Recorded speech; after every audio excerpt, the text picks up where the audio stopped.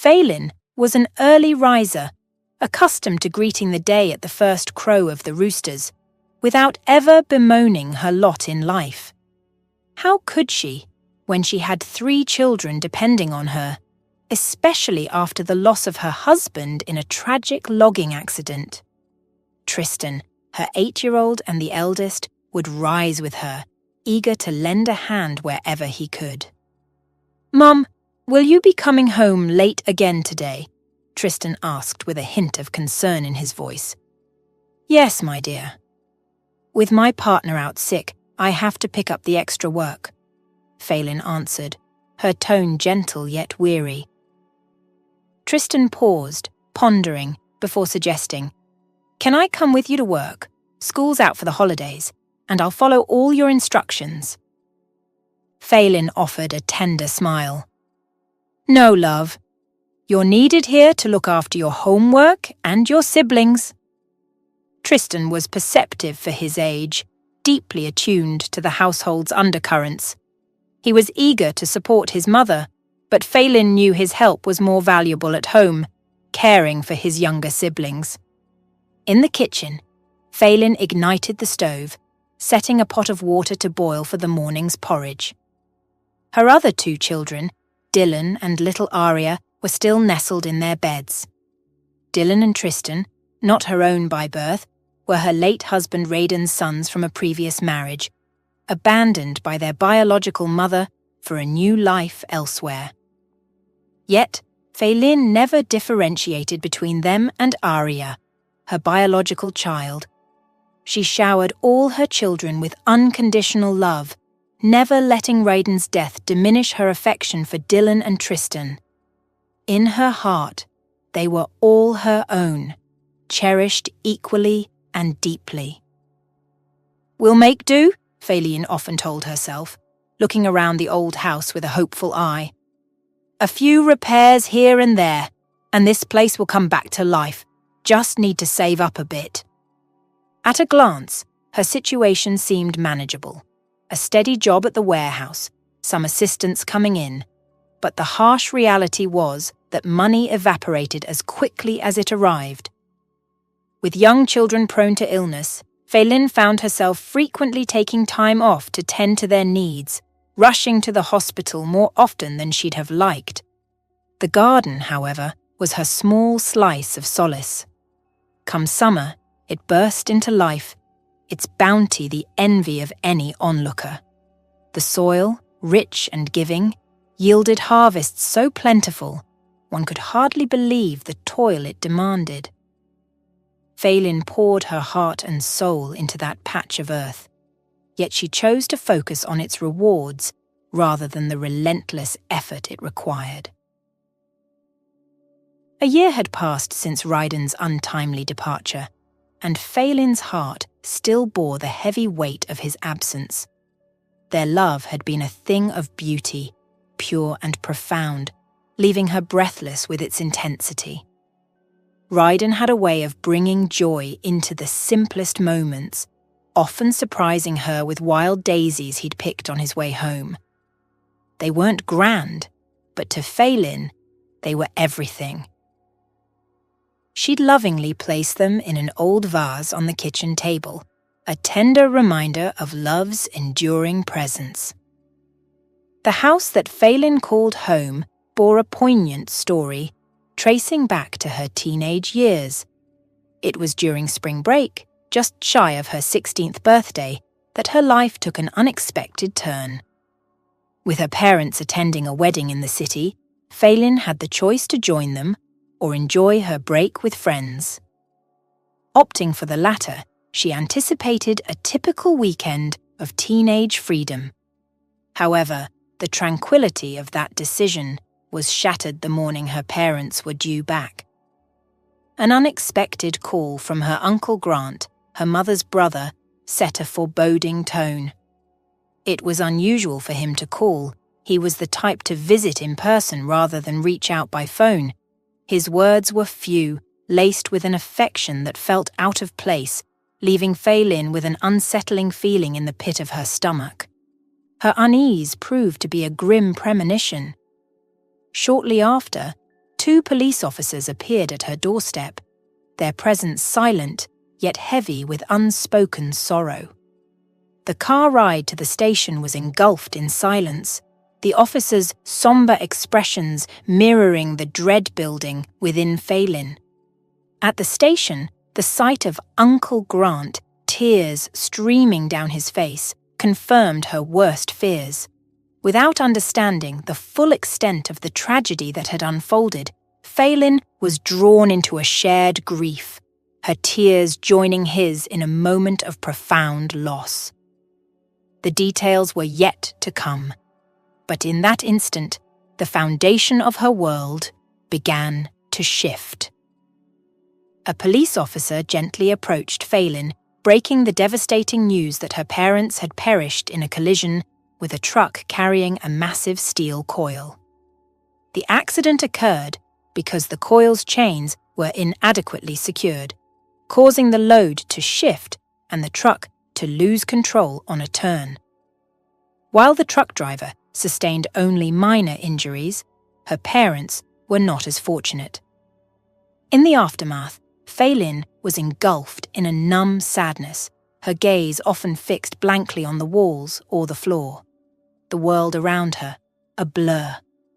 The weeks that followed were a fog of grief and confusion. Clinging to Uncle Grant, she navigated through the uncertainty, determined to avoid the foster care system due to her minor status. With the family home being a rental and her parents' dreams of buying their own place shattered, Phelan's only recourse was to move in with Uncle Grant. He resided in a modest house in a rural town, a property he inherited after their grandmother's passing. That first year without her parents was immeasurably difficult. Phelan frequently pondered the what-ifs, especially what might have happened had she accompanied her parents to the wedding. Such thoughts were draining, an endless cycle of might-have-beens. It was Uncle Grant who stood as her pillar through these tumultuous times. A hardened army veteran, he harbored deep-seated resentment towards his country for what he perceived as a betrayal of its servicemen. His story was complex, one he seldom discussed in detail, but it was evident he despised dependency and self-pity both in himself and others. Grant's resilience and stoic nature were what ultimately helped Phelan navigate the storm of her grief, offering a semblance of stability in a world turned upside down. Uncle Grant held a firm belief that with physical health and all limbs intact, a person could endure any situation life threw at them. This philosophy seemed particularly relevant to Phelan as she approached the end of her high school years and contemplated college. Little did she know, the lessons Grant imparted would prove invaluable in entirely unexpected ways. As Phelan matured into a stunning young woman, her remarkable beauty often turned heads. Although she was reserved, this didn't deter Hank, a classmate whose fondness for her was unmistakable. Unlike others who hesitated, Hank's feelings for Phelan were clear in the way he looked at her. His eyes sparkled with genuine admiration whenever their gazes met. One day, Hank found the courage to approach her. "Hey, Phelan," he said, his voice tinged with a mix of excitement and nervousness. "Would you mind if I walked you home today?" Phelan, taken aback but pleasantly surprised, nodded. "Sure, Hank, that would be nice," she replied, her voice soft but warm. As they walked, the conversation flowed more easily than Phelan had anticipated, making her wonder why she hadn't noticed Hank's gentle nature before. However, when Grant learned about this budding friendship, he was less than thrilled, not because of Hank himself, but due to the shadow cast by his last name. "Phelan, please be cautious," Grant advised with a furrowed brow. "Our family has had issues with the Brooks before. It might be best to keep your distance." Unbeknownst to Grant, His reservations were based on a misunderstanding. Hank was indeed not from the family Grant had conflicts with, a fact that would come to light on one fateful day. Phelan's reserved nature, combined with the fact that she lived with her Uncle Grant, often fueled the rumor mill in their small community. There were unfounded whispers about her relationship with Uncle Grant, suggesting impropriety. Such rumors were absurd to Grant, who largely ignored them, focusing instead on Phelan's well-being and future. Upon graduating high school, college was not feasible due to financial constraints. Phelan opted to enter the workforce instead, a decision Uncle Grant supported, reassuring her that education could wait and practical skills could be acquired at any time, even from home. Phelan's first job was at a local store, where her youthful energy and enthusiasm earned her a position as a stocker.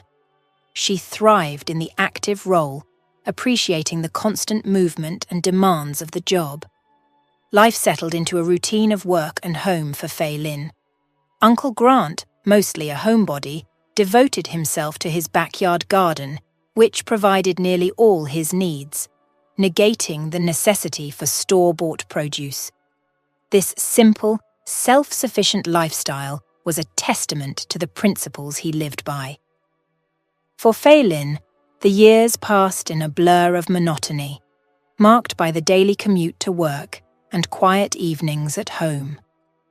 She found solace in reading, purchasing books to fill the serene nights, creating a peaceful rhythm to her life in the absence of academic or professional advancement.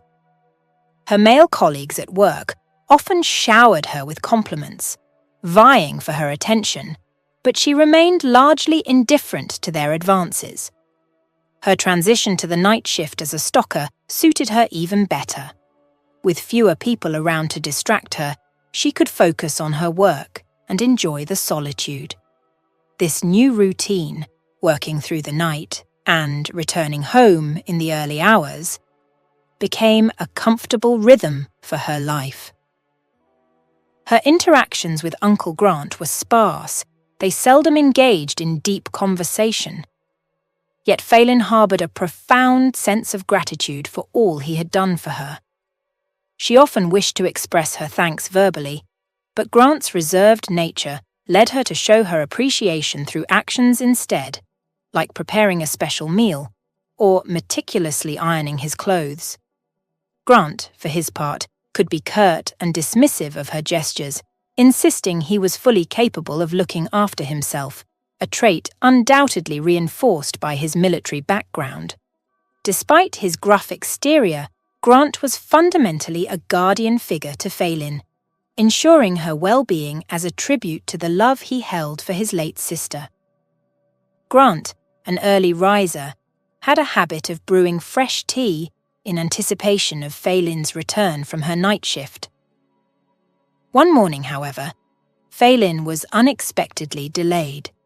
Grant waited on the porch, tea in hand, puzzled by her absence. That morning had been routine for Phelan at work. Her final task was to stock the shelves with sparkling water bottles. It was still dark outside when she wrapped up, signaling the end of her shift and time to head home. As Phelan walked home through the deserted streets, she sensed an ominous presence trailing behind her. Her instincts kicked in and she quickened her pace, but as she rounded a corner, a chilling sensation overwhelmed her, a damp cloth smothering her breath. Regaining consciousness hours later, abandoned by the roadside, the harrowing truth hit her. She had been assaulted. Overwhelmed by anguish, Phelan stumbled home, her tears a silent testament to her ordeal. She retreated to the sanctuary of her bedroom, locking the world outside. Grant, puzzled by her sudden dash to seclusion, could sense something was amiss. The sound of her muffled cries behind the door halted his approach, choosing instead to give her the space he thought she needed. As the hours turned into days without a sign of Phelan, Grant's concern deepened. suspecting that her distress was more than just a fleeting emotional upset. When Phelan finally emerged, her spirit shattered. Grant's gentle inquiry was met with evasion. She attributed her state to work stress, hinting at a need for a break. However, the truth lay bare that afternoon when Grant inadvertently discovered stained clothing, a silent witness to the violence Phelan had suffered. Consumed by a fierce protectiveness and rage, Grant was driven to a place he hadn't visited in years. He opened a rarely used closet, reaching for a rifle that had lain dormant for over a decade, the gravity of the situation awakening a dormant resolve to act. Retrieving the rifle, Grant approached Phelan's room with a resolve hardened by years of military discipline. He gently implored her to share the identity of her assailant. The realization that Grant had uncovered the truth unleashed a torrent of emotions in Phelan, who, overcome by her ordeal, sought refuge in his embrace, her tears uncontrollable. Once she had regained some composure, Phelan pleaded with Grant not to disclose the incident to anyone. Despite his pressing, it became clear to Grant that Phelan genuinely had no idea who her attacker was. His frustration boiling over, Grant stormed into Phelan's workplace, confronting her colleagues in a desperate search for answers, his outburst leaving the staff in shock. Phelan's distress intensified upon learning of Grant's actions at her workplace, mortified that her personal trauma had been exposed. Despite the police report filed, the officers were skeptical about the prospects of apprehending the perpetrator, citing a lack of concrete evidence which only fueled Grant's anger further. Weeks later, Phelan's physical discomforts, nausea, headaches, and fatigue suggested a grim possibility. Reluctantly, Grant procured pregnancy tests, confirming their worst fears. With her condition becoming visibly apparent, Phelan had no choice but to seek medical attention, prompted by Grant's insistence. Their visit to the hospital did not go unnoticed, sparking speculative glances and whispers. This public scrutiny sowed the seeds of malicious rumors, suggesting an inappropriate relationship between Phelan and Grant. The community's gossip, once mere whispers, grew louder and more accusatory with every public appearance they made, exacerbating an already unbearable situation for both. Eventually, Grant and Phelan learned to ignore the swirling rumors. They understood that life had to go on, regardless of the town's whispers. Yet, Grant occasionally wrestled with the thought of escaping the relentless gossip, contemplating the drastic measure of living apart from Phelan. But the idea of asking her to leave, or abandoning her himself, was unthinkable. His protective instincts forbade it. Grant, who had always been distant from religious faith, found himself inexplicably drawn to seek solace one morning. Rising with an unusual urge, he wandered in the quiet of dawn, his feet leading him to a place he seldom visited by choice, the local church. Compelled by a force he couldn't understand, he entered, found a pew, and for the first time in a long while, prayed earnestly, seeking peace and a sliver of happiness for both him and Phelan. Meanwhile, Phelan faced her own set of challenges. Navigating the final stretch of her pregnancy, she visited the hospital for a routine checkup, which felt increasingly arduous. 8 months along, the weight of her unborn child made every movement, every step toward the hospital's entrance, a test of endurance. The bustling atmosphere of the hospital did little to ease her discomfort, making her all the more aware of the physical and emotional burden she carried. Suddenly, out of the corner of her eye, she noticed a blur of energy coming toward her. A young boy, no more than 5, with a mop of untamed hair and eyes brimming with earnestness, stopped abruptly in front of her. Panting slightly from his sprint, he looked up at her with a wide, toothy grin. "Excuse me, ma'am," he said, his voice high-pitched yet clear. "Do you need a hand with anything?" Pheelin, taken aback by the unexpected offer, couldn't help but smile at the boy's chivalry. "That's very kind of you, but I'm quite all right, thank you," she replied, her heart warmed by the gesture. Undeterred, the boy's gaze fell upon the bag slung over Phelin's shoulder. "Maybe I can carry your bag for you," he suggested, his small hands reaching out as if ready to take on the weight of the world. After a moment's hesitation, touched by his insistence, Phelan gently handed over her bag to the boy. "Well, if you insist. Thank you, young man." With a proud nod, the boy took the bag, adjusting its strap to fit his shoulder, and started walking beside her, his small steps trying to match her pace. They moved together in a companionable silence, the boy glancing up at Phelan every so often with a grin. Upon reaching the cool interior of the hospital, Phelan turned to the boy, her heart full of gratitude. "Thank you so much for your help. What's your name, young gentleman?" The boy puffed up his chest slightly, basking in the praise. "I'm Tristan," he declared, handing back the bag with a flourish. "It was lovely to meet you, Tristan. You've been a great help," Phelan said, her voice soft with appreciation. Just then, a man approached, his expression stern, with another young child cradled in his arms, asleep. His eyes narrowed slightly as they fell on Tristan, his brows furrowing in concern. "Tristan," he said, his voice firm. "Are you bothering this lady?" Phelan quickly interjected. "Oh no, not at all. He was just being a little gentleman and helping me with my bag." The man's features softened slightly, but he maintained a cautious demeanor. "I hope he wasn't a nuisance. Tristan, say sorry to the lady." Tristan's face fell, and he shuffled his feet. "I was just trying to help," he mumbled. Phelan knelt down to his level, her maternal instincts kicking in. "Tristan, you did a wonderful job helping me. There's no need to apologize. You're a very kind boy." The man, now looking a bit embarrassed, offered a small, grateful smile to Phelan. "I'm sorry if he troubled you. He's got a big heart but doesn't always know his boundaries."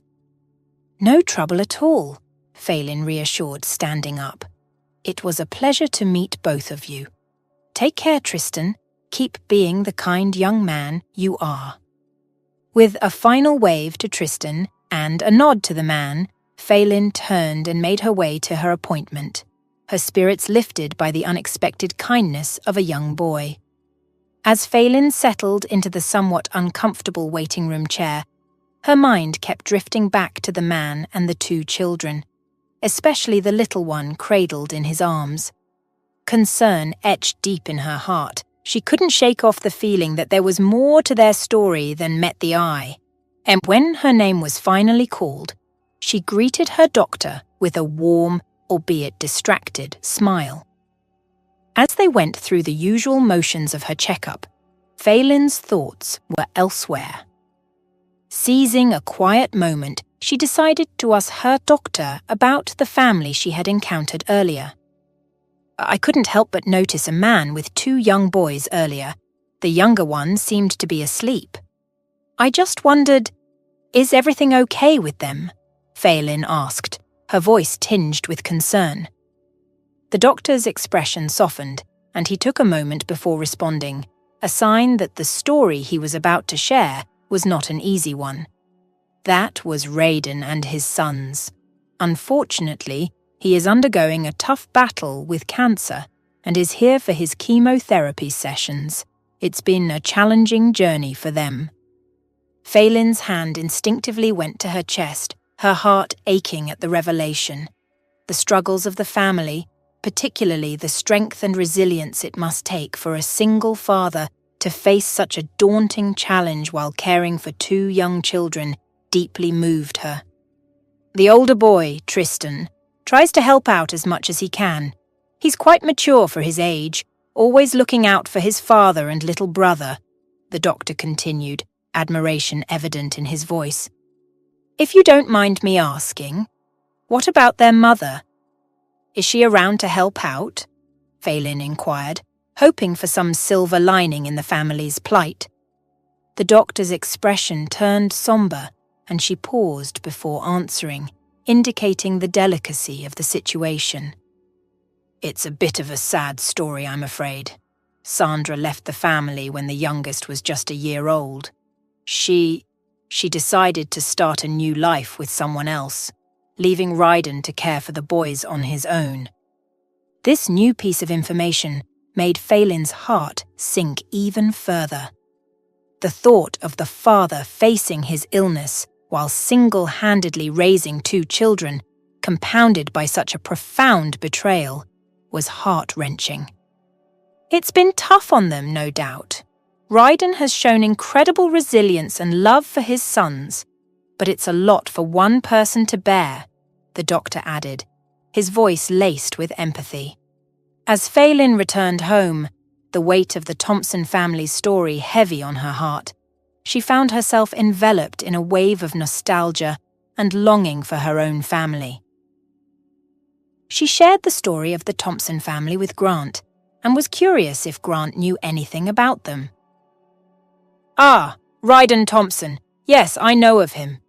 He's quite well regarded around here despite the hand he's been dealt," Grant said, his voice carrying a note of admiration. "He lives over in that old mobile home on the edge of town, not much to look at, but he's done wonders making it a home for those boys." Grant paused, collecting his thoughts before continuing. "Ryden's a carpenter by trade, works down at Jensen's wood shop. He's got a real knack for it too. Makes the most beautiful pieces you've ever seen. It's more than just a job for him, you can tell. Helps him cope, I reckon." A few days after her conversation with Uncle Grant, Phelan found herself standing outside Jensen's woodshop, her heart beating with a mix of anticipation and nervousness. Taking a deep breath to steady her nerves, Phelan pushed open the door to the woodshop, the scent of freshly cut wood and varnish greeting her senses. The interior was a cozy chaos of woodworking tools, piles of lumber in various states of transformation, and finished pieces that showcased the skill and craftsmanship of their maker.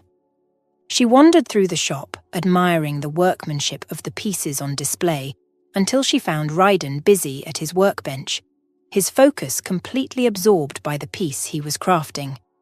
He looked up as she approached, his expression shifting from concentration to mild curiosity. "Good morning," Phelan greeted, offering a friendly smile. "I was hoping to discuss a custom piece I have in mind." Ryden wiped his hands on a cloth and extended one in greeting. "Good morning. I'm Ryden. What can I do for you?" Phelan returned the handshake, noting the strength and roughness of his hands, a testament to his craft. "I'm Phelan. I'm looking for someone to craft a wooden crib for my soon-to-be-born baby. I've heard great things about your work, and I thought something handcrafted would be really special." Ryden's face softened at the mention of the crib, a gentle smile playing at the corners of his lips. "I'd be honored to help with something so important. Do you have any specific designs in mind?" As they discussed ideas for the crib, Phelan took the opportunity to observe Ryden more closely, seeing the man she had heard so much about in action. He was patient, thoughtful, and clearly passionate about his work, qualities that she found both admirable and endearing. As their interactions grew from professional to personal, Phelan and Ryden discovered a mutual recognition that traced back to their brief encounter at the hospital. This shared moment became the foundation for deeper conversations, revealing a surprising and comforting connection between them. Phelan, who had initially sought out Ryden under the guise of commissioning a crib, found herself increasingly drawn to the woodshop, each visit cloaked in a new, often unnecessary woodworking project. The fluttering excitement in her heart at the thought of seeing Ryden was a sensation she hadn't anticipated, but cherished deeply. Ryden, for his part, felt a similar pull towards Fei Lin. The more time they spent together, the more he was drawn to her resilience, kindness, and the genuine warmth she exuded. Their bond deepened naturally, their meetings becoming more frequent and filled with meaningful exchanges. The revelation of Fei Lin's identity within the community and the unfortunate rumours came as a shock to Ryden. He had heard the whispers, but seeing Fei Lin for who she truly was, a strong and caring individual, dispelled any doubts he might have harboured. When the time came for Fei Lin to give birth, Ryden's presence at the hospital was a testament to the depth of their connection. He was there, not just as a friend, but as someone who had become an integral part of Fei Lin's life. The arrival of baby Arya was a joyous occasion, celebrated not just by Fei Lin and Ryden, but also by Ryden's sons, who eagerly awaited outside the maternity ward with flowers, embodying the newfound family unity. Uncle Grant, meanwhile, prepared for the baby's homecoming with all the love and anticipation of a family member. His role in Fei Lin's life, misunderstood by some, was that of a guardian and confidant, and he took great care in ensuring everything was ready for Arya's arrival. He had carefully selected a bouquet of vibrant flowers. Today was special. He was about to bring Fei Lin and their newborn baby home from the maternity hospital. The air was crisp, and a gentle breeze played with the ribbon tied around the bouquet as Grant placed it on the passenger seat of his car. As he drove, his mind wandered to Fei Lin and the baby, imagining their future together, filled with love, laughter, and the inevitable challenges of parenthood. The gas station was just a brief stop on this significant day, a mundane task that he performed almost mechanically, his thoughts elsewhere. Inside the gas station, the transaction was quick, the clerk offering a polite smile as Grant handed over the cash.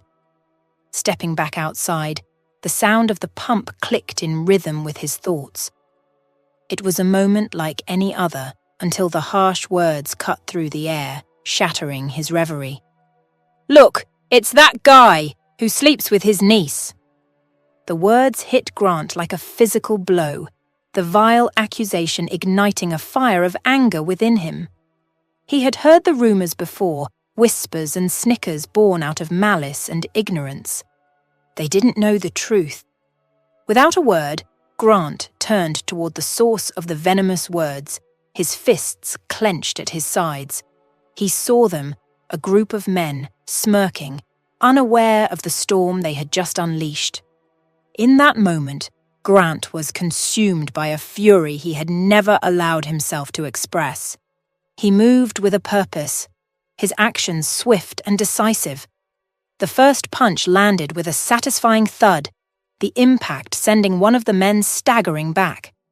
The second fell just as quickly, a testament to Grant's pent-up rage.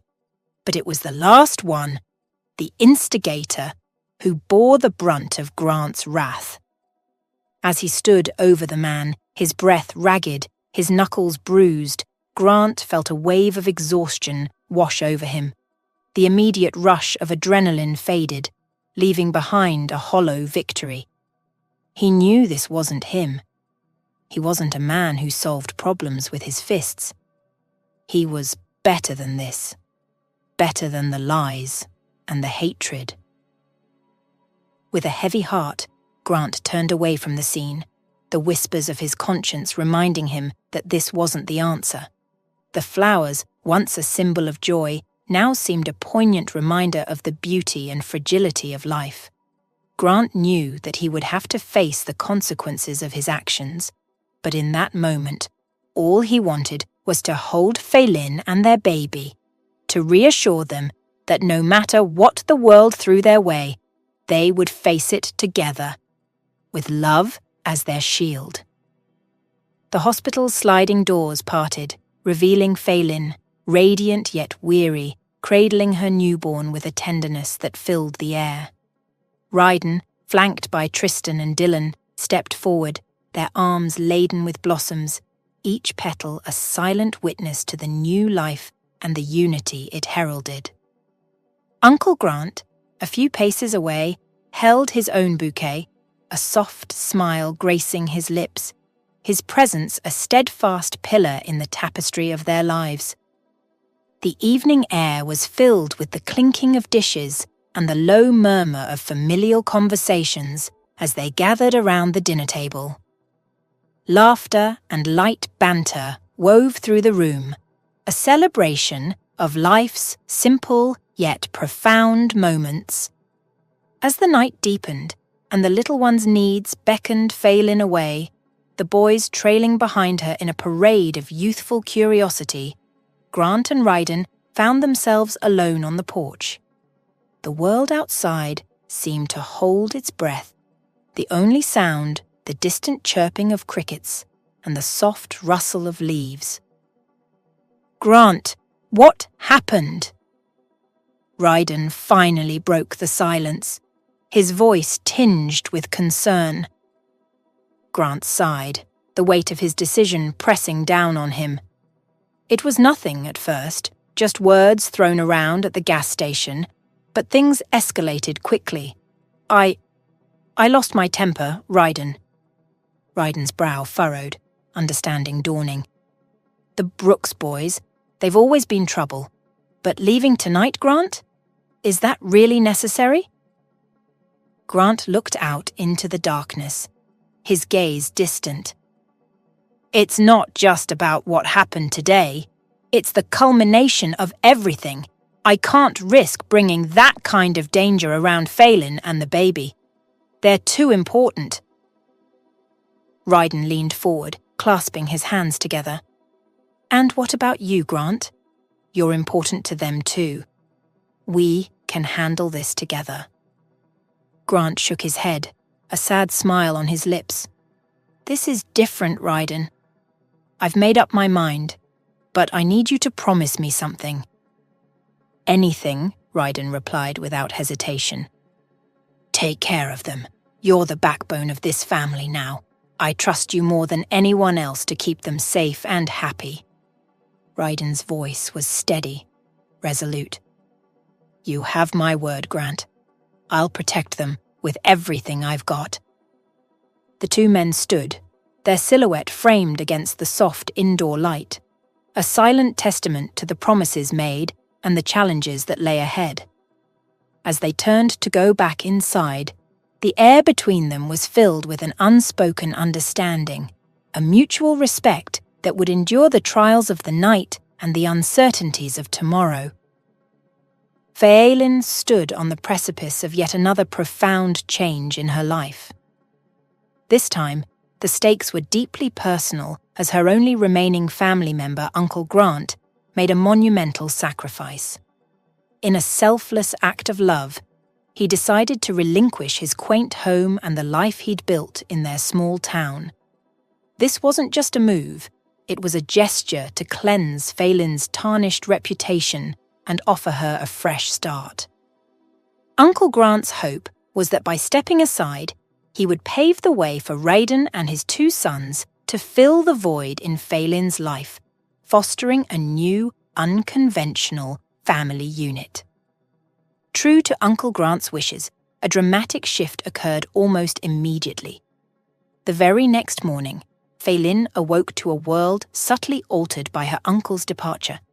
A note, left in the quiet of the night, lay waiting for her.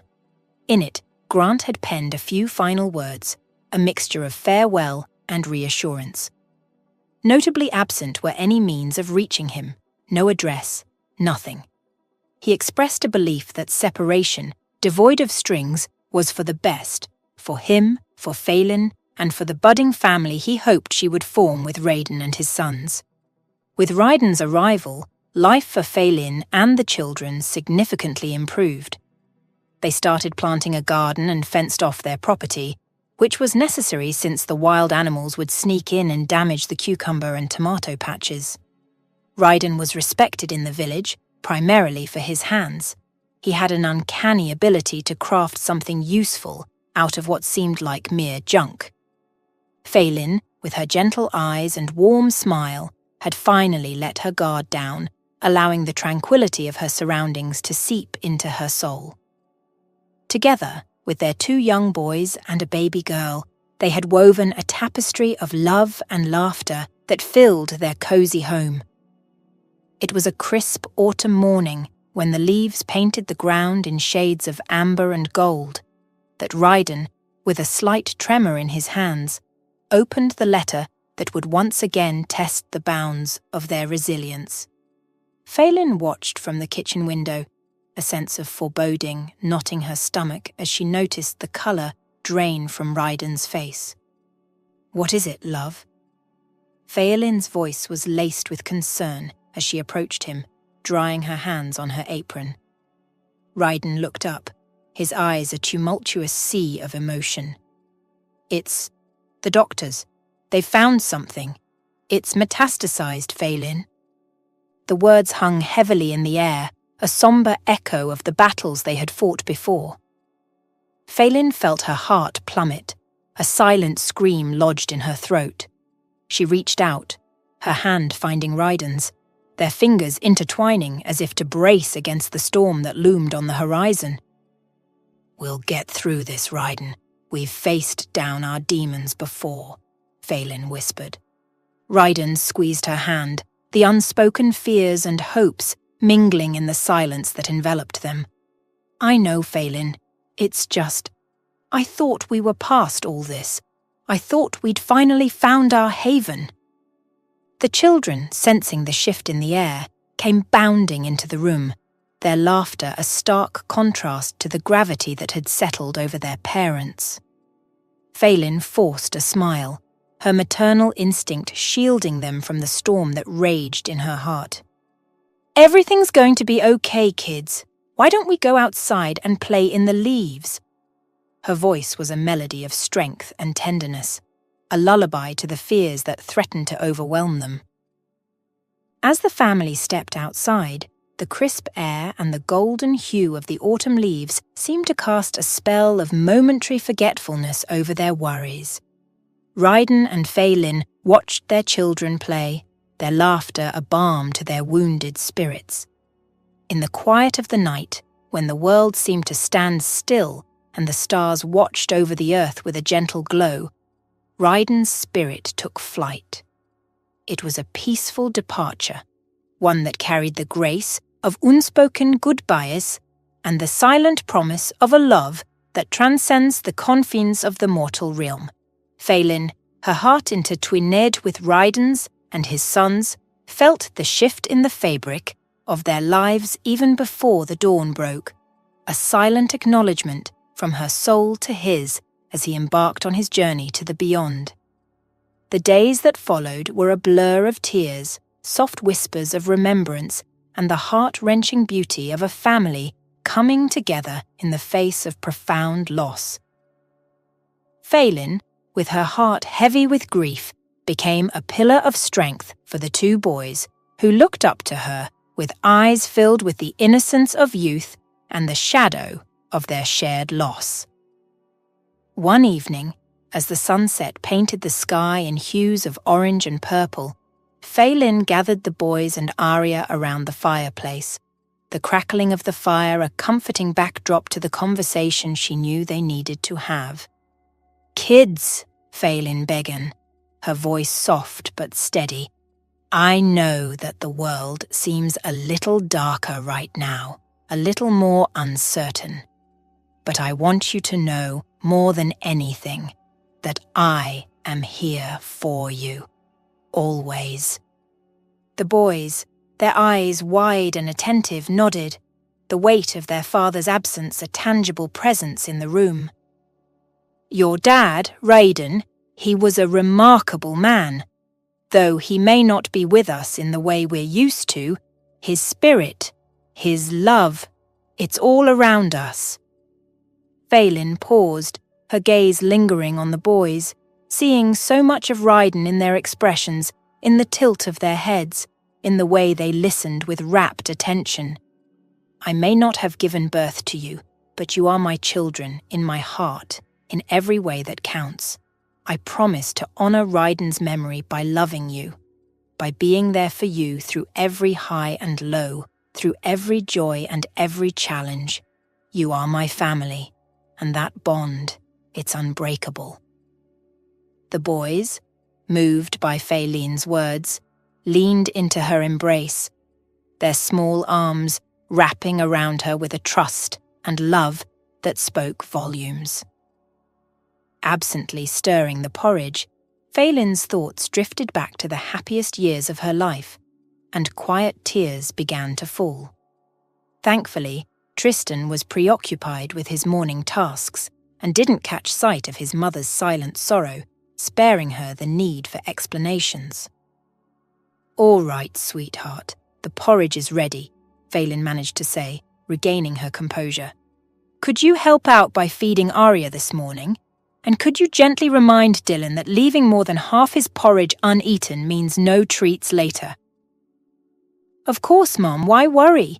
It's really no hassle, especially now during the holidays," Tristan replied, eager to assist. "Thank you, my dear. I'm not sure what I'd do without you," Phelan said, her gaze filled with affection as she looked at her son. After a swift breakfast, Phelan quickly changed and set off for the warehouse, where she had been employed as a stocker for the last 7 months. As his mother departed, Tristan stepped back from the window and headed to rouse his younger sibling.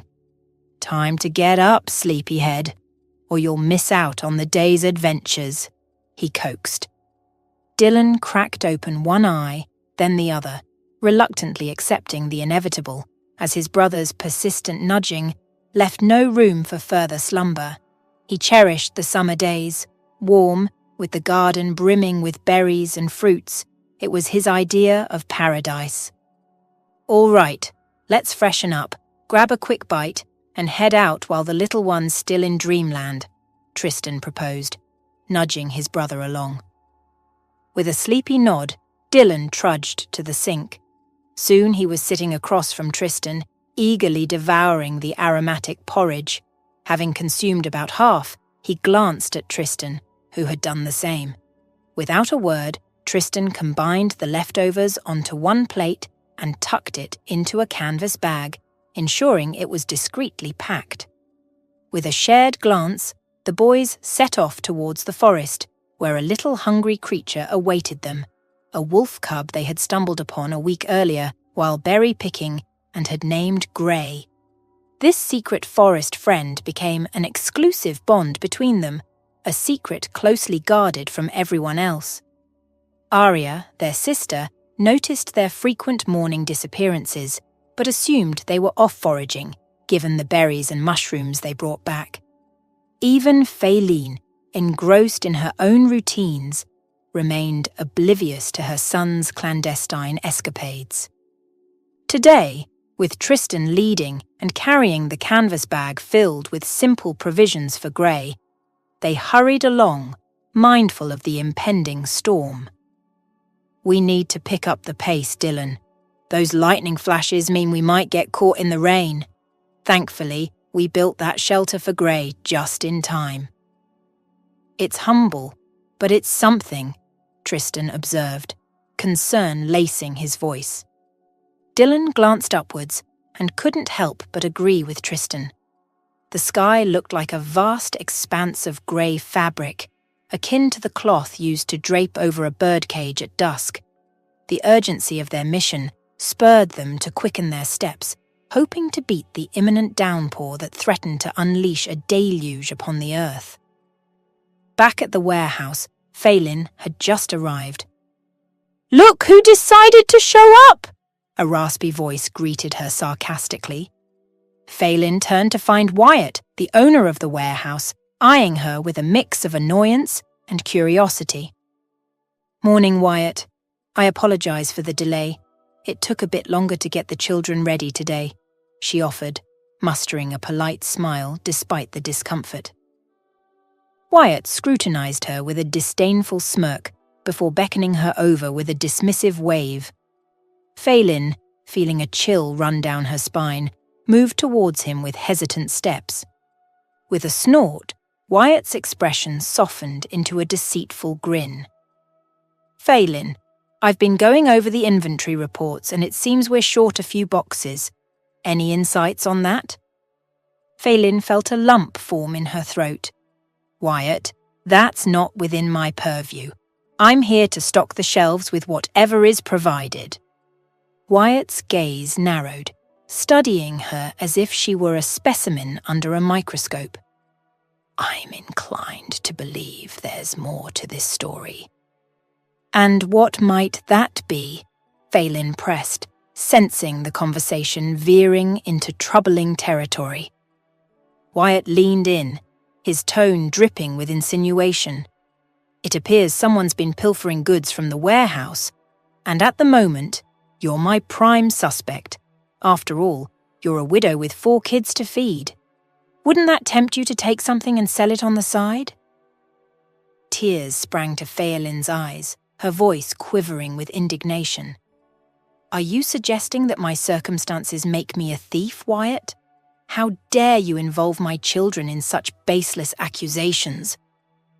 The warehouse owner's frown deepened as he stepped closer, his breath tainted with the stale stench of alcohol and tobacco. "Listen, darling, if you had someone to stand up for you, say someone like Ryden, none of this would be happening," Wyatt insinuated, his words laced with an unsettling familiarity. He flashed a sly grin, wetting his parched lips. "So your husband's gone, but life goes on, right? Why not consider someone else? Maybe someone like me? I've got it all. Wealth, respect in this town. Isn't that enough?" Phelan recoiled, memories of a similar confrontation a few months back, which nearly cost her the job, flooding back. She realized too late that Wyatt's persistence was far from waning. "And where do you think you're off to, beautiful? There's no need to hurry. Those boxes can wait. Remember, no one's indispensable here, Phelan." Wyatt jeered, his disdain palpable. Facing him, Phelan's resolve hardened. "What is it you want, Wyatt? If you're going to fire me, then do it. But I refuse to be ensnared by your vile games." "Fine," Wyatt retorted, his smirk fading. "Then, forget about your paycheck. Consider it compensation for the missing boxes," he declared with a dismissive wave. With a heavy heart, Phelan collected her belongings and exited the warehouse, her steps leading her home. Tears carved paths down her cheeks, mourning not just the injustice of the moment, but the relentless cruelty of her fate. She was well aware of Wyatt's intentions, his relentless attempts to exploit her vulnerability. Despite her clear rejections and her firm stance against tying her life to his, he persisted. As she walked away, Wyatt watched, basking in the twisted satisfaction of his perceived dominance. In his mind, this was a victory, a testament to his control and influence. Convinced of his own authority, he was certain Phelan would eventually succumb, forced by circumstance to seek his favour once more. Phelan treaded down the street, her steps heavy with the weight of the job she had just lost, a lifeline as crucial to her as the very air she breathed. Yet, she was resolute in her decision not to return to the warehouse, a resolve seemingly echoed by a sudden flash of lightning that cleaved the sky in an ominous display.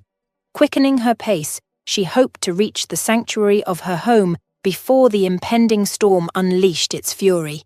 Unbeknownst to her, her sons were harbouring similar thoughts of urgency.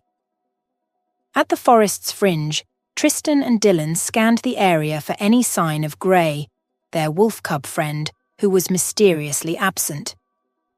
Could he have been captured? By hunters? Or maybe an owl like I saw on TV?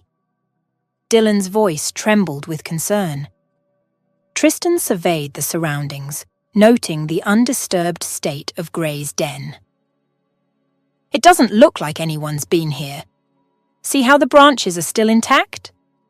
No, he's fine, he reassured, though Dylan's worry lingered. Realizing they needed to return before Arya woke, Tristan proposed, "Let's leave the porridge here for Grey. He'll find it when he comes back," and started back toward the village, with Dylan casting a lingering glance at the deserted den before reluctantly following. Upon reaching home, Phelan's heart sank at the sight of the unlocked gate, a flurry of concerns racing through her mind about her son's whereabouts and the safety of their sister left unattended. The brewing storm added urgency to her worries. Why would they venture out, especially now? And Arya, left alone? That's not like them, she fretted. The ominous roll of thunder and a streak of purple lightning heightened her anxiety.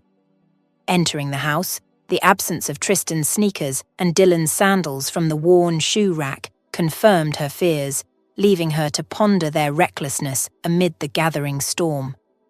"Those little rascals," Phelan mused, with a mix of exasperation and affection. To her immense relief, she found Arya still nestled in the warmth of her bed, her breathing steady and peaceful. Glancing into her daughter's room, Phelan couldn't help but smile, reminiscing about the mornings when her little girl would stretch and reach out for her with tiny hands. It had been months since she'd witnessed such a moment, her days beginning before dawn and ending in the evening's dim light. As the rain began to pour, tapping on the roof with the intensity of a scattered handful of large peas, Phelan's concern for her sons grew. She rushed to the doorway and, looking out, saw the gate swing wide as Tristan and Dylan hurried home, soaked but safe. Catching their breath, Tristan looked up in surprise. "Mom, what are you doing home? Aren't you supposed to be at work?" Dylan, slightly behind, tried to make himself small, hoping to evade immediate questioning. With a mix of relief and frustration, Phelan threw up her hands. "And why aren't you two at home? How could you leave Arya alone like that?" "Sorry, Mom, we just—" Dylan began, only to be silenced by a subtle nudge from Tristan. Noticing the silent exchange, Phelan sensed they were keeping something from her. She adopted a mock sternness, barely concealing her amusement.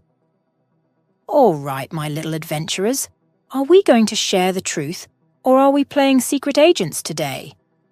The boys shared a hesitant look. Then Tristan took a deep breath. "Mum, please don't be upset, okay? We found a wolf cub in the forest. We think it's lost its parents. We've been taking care of it, feeding it even. We didn't bring it home because we thought the adults might take it away. We've only been sharing our own porridge with it, not Arya's, we promise." Hearing her son's earnest explanation, Phelan was struck by the maturity of his words and the compassion behind their actions. Tears sprang to her eyes, not from anger, but from a swell of pride and tenderness. In that moment, the thought of reprimanding them was the furthest thing from her mind. Here were her boys, barely out of their own childhood, yet so ready to extend their kindness to a creature in need. "Okay, you can continue to take care of your little friend, but from now on, only if I'm with you. Understood?" Phelan's voice softened as she drew her sons into a warm embrace. "I was so worried when I found the house empty." "Mom, but how will you come with us to the forest? Don't you have work?" Dylan's question, tinged with concern, was quickly met with a gentle nudge from Tristan, signaling him to tread carefully. With a sigh that carried a mix of resignation and relief, Phelan shared, "Actually, I won't be going to work for a bit. I'm taking some time off, so I'll be here with you. We can do some baking together, like we used to. After that, we'll figure things out, maybe look for a new job." Dylan's eyes lit up at the news. "Really? You'll bake with us again, just like old times?" His excitement was infectious, and even Arya stirred from her sleep, drawn by her brother's jubilant outburst. As the rain outside grew heavier, forming a steady backdrop to their indoor sanctuary, Phelan cherished the unexpected opportunity to reconnect with her children. The job that had once consumed all her daylight hours was gone, but in its place came a precious chance to make new memories with her family. She found comfort in the thought, maybe this is a blessing in disguise. Every cloud does indeed have a silver lining. As the last droplets of rain fell, Tristan and Dylan eagerly coaxed Phelan into checking on Grey in the forest. "He might need our help," Tristan insisted with wide, earnest eyes. Phelan hesitated, the practical part of her mind listing a dozen reasons why they should stay put. But the pleading looks from the two kids melted her resolve. "All right, let's make sure Grey is safe," she conceded, masking her reluctance with a smile. The forest greeted them with an ethereal beauty, the aftermath of the rain casting a spell over the woods. The air was thick with mist, weaving through the trees like wraiths, and the sunlight filtering through the canopy turned the dew-laden grass into a carpet of sparkling jewels. Tristan's focus was singular. He dashed ahead to the spot they had last seen Grey, his heart sinking as he found it empty. "Grey is gone!" he cried out. He gestured frantically towards a dense thicket, the disappointment evident on his youthful face. "We left him right here, I swear!" Phelan exchanged a knowing glance with Dylan, her eyebrow arched skeptically. "Could this be another wild tale from the depths of your imaginations?" she teased, half expecting them to confess to a made-up adventure. Yet, before the moment could dissolve into gentle chiding, a soft rustle from the underbrush halted their banter. As Phelan turned towards the sound, a fleeting shadow darted deeper into the forest, its presence undeniable, yet mysterious. "Who's there?" Phelan called out, her voice a mix of curiosity and caution. The playful skepticism vanished, replaced by a genuine intrigue about the shadow's owner and its connection to the elusive Grey. Then a sudden wail of a baby shattered the forest's tranquility, sending a wave of confusion and fear through Phelan. Her heart raced, the sound so out of place in the dense woods. "Who's out there? Show yourself, or I'm calling the police," she yelled, her voice betraying her alarm. The eerie silence that followed was broken only by another cry, tugging at Phelan's heartstrings. Despite the fear that screamed within her to flee, her motherly instincts wouldn't allow her to ignore a child's distress. "I have to check this out," she murmured to herself, her resolve steeling. Turning to Tristan, she placed a firm hand on his shoulder. "Tristan, keep Dylan and your sister close. Don't move from this spot, okay?" Her tone left no room for negotiation, and Tristan nodded, understanding the gravity of the situation. With cautious steps, Phelan pushed through the underbrush, the cries guiding her to a small clearing. There, bathed in a shaft of sunlight that broke through the canopy, stood an ancient tree with a baby's cradle at its base. Phelan's breath caught in her throat as she approached, her mind racing with questions. As she peered into the cradle, her eyes met those of an infant, its cries ceasing as if comforted by her presence.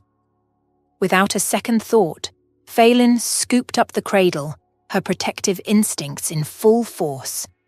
"It's going to be okay," she whispered, more to herself than the baby, as she hastened back to her own children, the cradle secure in her arms. The moment the children laid eyes on the baby, their earlier fears and the mystery of Grey faded into the background, replaced by a wave of excitement and curiosity about the tiny newcomer. With the infant safely in tow, Phelan hurried back home, her maternal instincts guiding her every step. Upon arriving, She wasted no time in alerting the authorities, dialing the police with a sense of urgency. As the baby's cries filled the room, Phelan gently lifted her, feeling an immediate rush of affection and concern. "Now, what can I find to feed you, little one?" she mused aloud, realizing her pantry lacked anything suitable for a baby. A light bulb went off as she recalled her neighbour Audrey, who had recently navigated her own infant feeding challenges. Audrey might have some formula to spare, Phelan thought, a plan forming in her mind. Meanwhile, the children huddled around, their faces alight with fascination at the unexpected guest. "Okay, kids, I need to dash over to Aunt Audrey's to grab some baby food. I'm counting on you to keep an eye on our little friend here.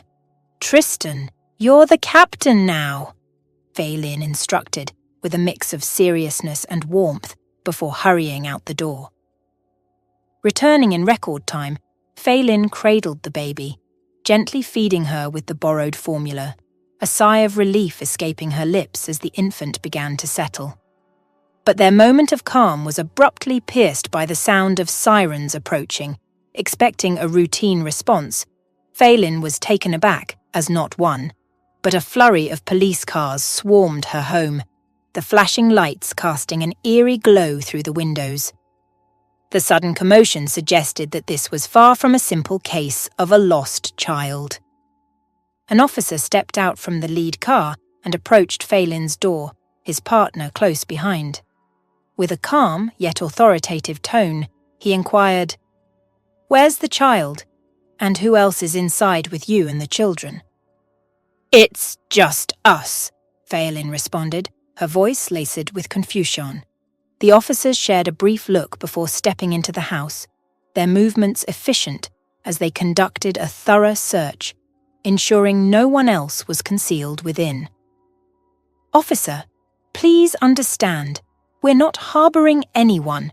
We stumbled upon the baby abandoned in the forest," Phelan explained, her tone earnest, seeking to clarify the misunderstanding. "Clear!" announced one of the officers, confirming the absence of any other individuals. Shortly after, medical personnel gently took the baby, securing her in an ambulance which then swiftly departed.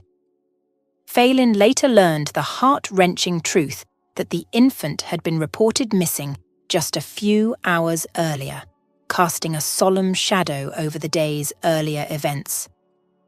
As one officer was in the midst of questioning, a second one, distinguishable by his glasses, approached with an air of unease. After a brief, nervous moment, he requested to take over from his colleague. Removing his glasses, he revealed a warm smile. "How are you, Phelan?" he inquired, his voice carrying a hint of familiarity. Phelan, initially puzzled, scrutinized his features until recognition dawned upon her. Hank Brooks?" she exclaimed, her expression lighting up with astonishment and delight. "It's been so long! How wonderful to see you!" She bit back the comment on how much he had changed and matured, choosing instead to simply admire the transformation. Hank had evolved into a robust figure, yet his eyes, those expressive windows to his soul, remained as captivating as ever.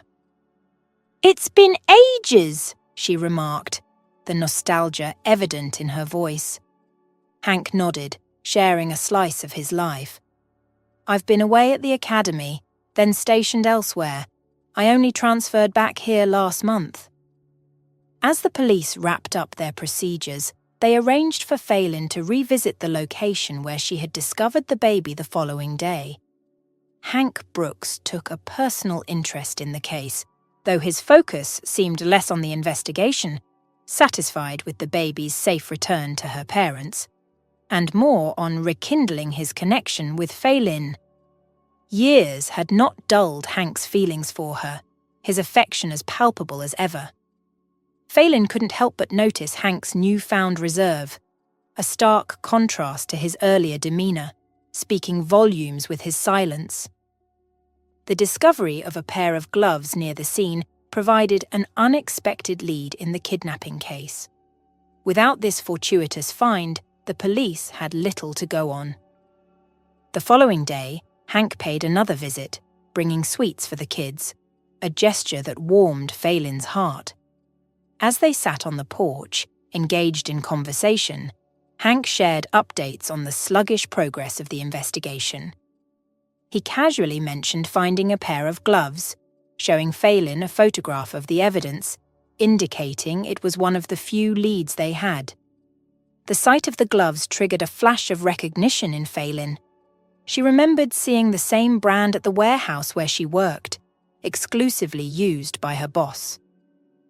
The realization struck her with the force of a revelation. "I think I might have a clue," she declared, rising abruptly.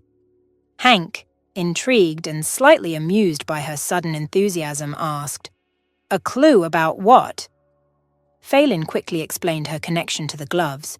Reacting promptly, Hank called his partner to inquire about any traces of blood on the gloves, given their thin material and vulnerability to punctures. The callback came with encouraging news. Traces of blood were found on the gloves. The DNA analysis pointed directly to Wyatt Fisher, making him the primary suspect. The police swiftly pieced together his movements on the day of the kidnapping, confirming his involvement. It emerged that the baby was his sister-in-law's child, the second in line to inherit the considerable wealth of Wyatt's father-in-law.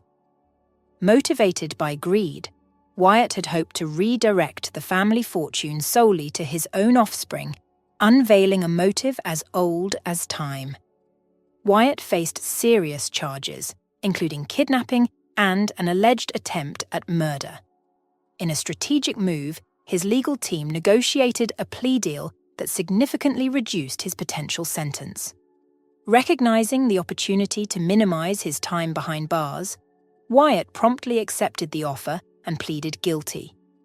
As a result, he was sentenced to serve just under 5 years in prison, a considerable reduction from what could have been a much longer term had the case gone to trial. The past few weeks had been grueling for Hank. He found himself slumped over his desk, wearily sifting through a mountain of paperwork, when yet another notification popped up on his computer screen. The police department had recently implemented a new system designed to alert officers about potential matches in their database. While the intent was to streamline investigations, the reality was far from it. The system was overly sensitive, bombarding Hank with a relentless stream of notifications, most of which led nowhere. The constant interruptions not only disrupted his focus, but also became a source of frustration, as the majority of these alerts turned out to be false alarms or irrelevant leads. With a weary sigh, Hank began the monotonous task of dismissing the notifications, clicking the X on each with mechanical precision. They seemed endless, a digital parade of irrelevance that tested his patience. But as he prepared to close another, a name caught his eye, halting his automatic motions. He leaned in, squinting at the screen, disbelief tightening his features. The name displayed was unmistakably Phelan Jones. His heart rate quickened as he clicked on the notification, expanding the details for a closer look. The message revealed a shocking connection. The DNA collected from Phelan, a remnant of a harrowing assault she had endured years earlier, had found a match, and the match was none other than Wyatt Fisher. Hank's mind raced, the implications of this discovery sending a chill down his spine. This was not just another notification, it was a revelation that could reopen old wounds and bring long-awaited justice to light. ChatGPT. Hank was overwhelmed, his mind a tumultuous mix of emotions. He was incensed by Wyatt Fisher's actions, yet filled with compassion and love for Phelan. As a police officer, his sense of duty was paramount. Yet in that moment, the lines between professional obligation and personal emotion blurred. If not for his badge, he might have crossed a line in seeking justice. Driven by a need to do something, anything, Hank grabbed his coat and stepped out into the pouring rain. He purchased a bouquet of flowers, a small gesture of comfort, and drove straight to Phelan's house. When she answered the door, Hank didn't hesitate. He pulled her into a heartfelt embrace, a silent conveyance of support and solidarity. Phelan, caught off guard, was unable to grasp the reason behind his visit or the intensity of his emotions. As Hank stepped back, his eyes brimming with tears, he offered her a tremulous smile, an attempt to bridge the gap between his feelings and what he had yet to disclose. "You've been through so much, yet you still find a way to smile," he said, his voice thick with emotion. Phelan's expression, a canvas of confusion, prompted him to continue. Taking a deep breath, Hank braced himself to deliver the news. "The man responsible for the recent kidnapping is also the one who hurt you years ago," he revealed, the words heavy with significance. It took a moment for the gravity of his statement to sink in. Phelan had spent years pushing away the memories of her assault, but Hank's revelation brought them surging back. As she processed the information, she realized all the overlooked signs pointing to Wyatt. The shock of understanding was palpable. How had she never suspected him? As the gravity of Hank's revelation settled, the light in Phelan's eyes dimmed, replaced by a shadow of fear. Hank, witnessing the change, was filled with a deep sadness. He reached out, taking her hands in his, offering a quiet strength. "I wish I could have been there for you, to protect you," he confessed, his voice heavy with regret. "But I promise, I'll do everything in my power to ensure justice is served, and he pays for what he's done." They embraced, a silent exchange of comfort and shared sorrow. When they parted, Phelan's gaze fell upon the rain-drenched flowers, a smile flickering back to life. "Are these for me?" she asked, her voice lighter. Hank, with a gentle smile, handed her the bouquet. The simple act, the scent of the flowers, seemed to lift the room's heaviness. Phelan leaned in, her kiss a soft whisper of gratitude that lingered in Hank's heart as a cherished memory. "Thank you," she whispered before stepping back inside. True to his word, Hank pursued justice relentlessly. The case against Wyatt Fisher was reopened, leading to a court trial that concluded with a significant sentence of 15 years in prison for his crimes. In the days that followed, the police department, led by Hank, organized a special visit to Phelan's home. They came to honor Tristan and Dylan, whose innocent courage had inadvertently led to the baby's rescue. The ceremony was a small tribute to the boys' adventurous spirits and their unintended heroism. Ryan and Amanda Garrett, the grateful parents of the rescued baby, joined the police, bringing gifts for Phelan's children. Touched by the family's modest living conditions, Ryan extended an offer of support to Phelan and her family, a gesture of profound gratitude for the role they played in bringing his baby home.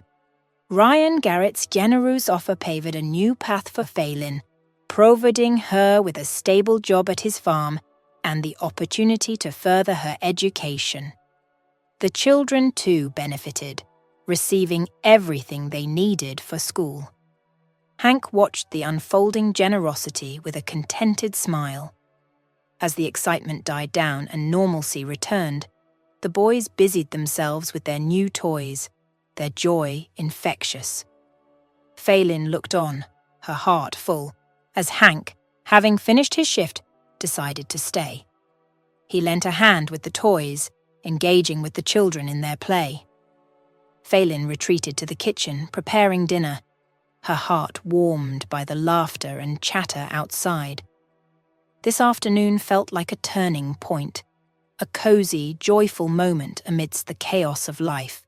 With a deep breath, she resolved to embrace the present, fortified by her past challenges. Unbeknownst to her, this period marked the beginning of a lasting peace and happiness, a stark contrast to her tumultuous past. The children grew fond of Hank, who became a regular presence, visiting every other day. But after 3 months, Hank decided it was time for a significant change. One day, instead of his usual car, he arrived in a large box truck, honking to announce his presence. Phelan and the boys emerged to find Hank, clad in work boots and a uniform, ready for a big move. "Ready to move?" he asked, a new chapter waiting to unfold. The family relocated to Hank's spacious home, leaving behind the confines of their modest living. Hank, who had been through a divorce that was amicable despite its pretense, found a new sense of fulfillment. With Phelan and the children, his house transformed into a home filled with love and laughter, a testament to the unexpected twists and turns of life that led them to find contentment in each other's company. Phelan's house, now vacated by her family's move, was not destined to remain unoccupied for long. She had one significant request for Hank: to assist in locating her Uncle Grant. Given Phelan's newfound prominence in the town and the network of connections at their disposal, they were optimistic about their chances. Phelan was patient, understanding the search could be lengthy, but remained hopeful for a reunion. On a day like any other, Hank instructed Phelan not to worry about dinner, as he had plans for them to dine out. However, the evening took an unexpected turn. Instead of heading to a restaurant, they drove to Phelan's former home, now bustling with movers seemingly moving furniture in. Confused, Phelan watched as a man in a uniform emerged from the house. At first glance, she mistook him for a mover, but her heart leaped as she recognized him as her Uncle Grant. Overcome with emotion, she rushed into his arms, her tears flowing freely as they embraced. Grant, known for his stern exterior, greeted her with a gentle smile and laughter, revealing the warmth and kindness she always knew lay beneath. The revelation that Grant had left the house to Phelan so she could live happily was overwhelming. Her gratitude extended to everyone who played a part in this heartfelt reunion. As it turned out, Grant hadn't been far away at all, and had found companionship in a woman who shared his quiet, reserved nature. This turn of events brought a new chapter of joy and connection to Phelan's life, enriched by the presence of her beloved uncle and the supportive community around them. In a quiet spring, amidst the bloom of fresh beginnings, Hank and Phelan exchanged vows in a ceremony that was the epitome of intimacy and love. Surrounded by close family and friends, they stepped into a new life together, their hearts full of hope and joy. As the seasons turned, their happiness blossomed further with the arrival of a baby girl, a symbol of their love and unity. They named her Victoria, a name befitting the victory and strength that had characterized their journey together. Victoria's arrival brought new laughter and warmth to their home, her presence a constant reminder of the love that had grown and prevailed through the challenges they had faced. The family, now larger and more vibrant, thrived in the love and support that surrounded them. Uncle Grant, with his quiet strength and newfound happiness, became a doting great uncle to Victoria, his life enriched by the family bonds that had deepened. Tristan and Dylan, now older brothers, embraced their roles with enthusiasm, their adventures now including the gentle care of their baby sister. The community that had supported Phelan through her trials continued to be a source of friendship and support, celebrating with the family the joys and milestones that life brought their way. In this tapestry of life, woven with threads of resilience, love, and unity, everyone found their happiness. Hank and Phelan, at the heart of this tapestry, cherished each moment, grateful for the journey that had brought them together and the future they were building, one filled with love, laughter, and the endless possibilities that lay ahead.